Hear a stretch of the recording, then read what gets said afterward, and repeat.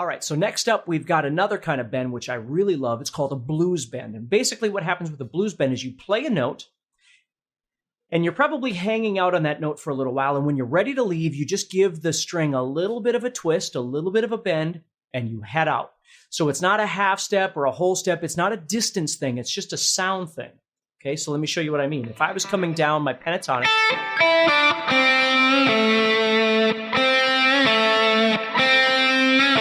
see how right before I leave, I give that 5 a little twist. And notice how I did it here. But to go back, I had to obviously stop for a second. So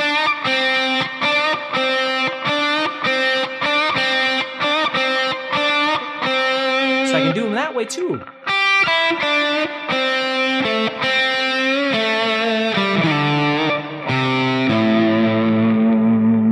So whenever I'm on a higher note going to a lower note, I love to add a little bit of that space. And then when I'm connecting from a lower note to, for instance, the next note on the 4th string there, I love connecting them.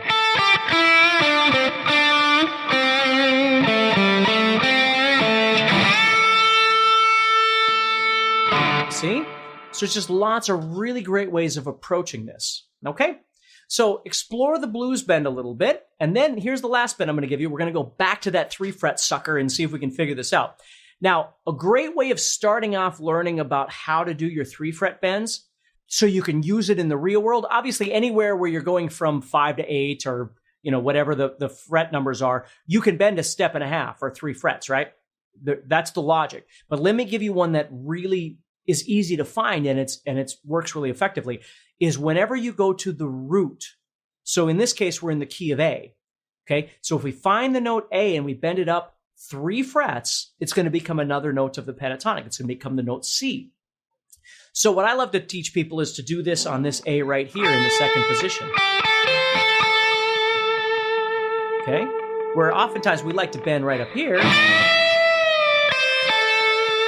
That sounds great.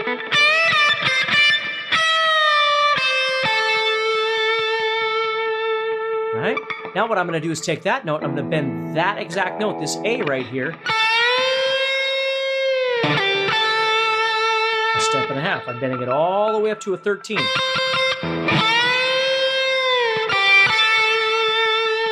So get this, I'm going to do this 10, bend it up a whole step, play that 10, I'm going to go here, give a little blues bend, and go here. And then I'm going to take off. I'm going to do something else. So I'm going to go.